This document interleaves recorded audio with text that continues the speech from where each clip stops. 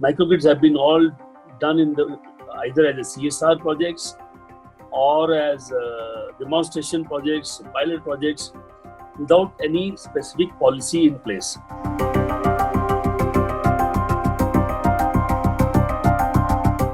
Why it is not today a successful business model is that microgrids have been all done in the either as a CSR projects or as demonstration projects, pilot projects, without any specific policy in place. Now, the only way I think now I deal with the question of how do you make such an economically viable proposition scalable. So today, most of the, I would say all the microgrids have bilateral contracts.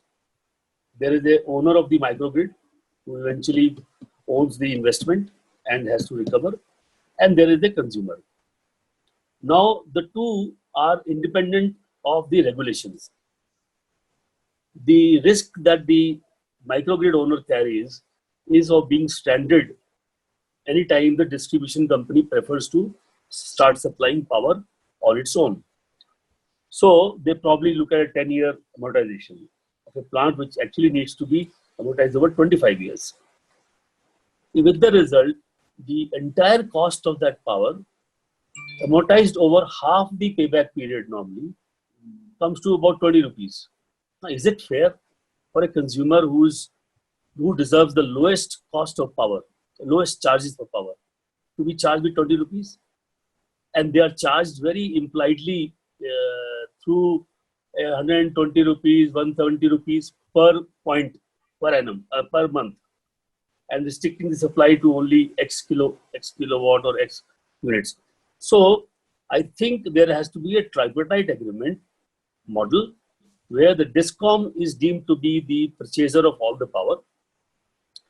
The entity which does the microgrid does the generation, distribution, billing, O&M, everything, charges the consumer what the state distribution would have charged.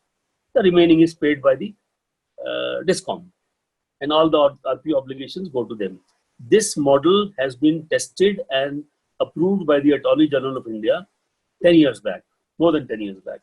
So I would therefore invite discussion on this kind of a model, which is de-risked, and we will see maybe more than 100, maybe a million microgrids very, very soon.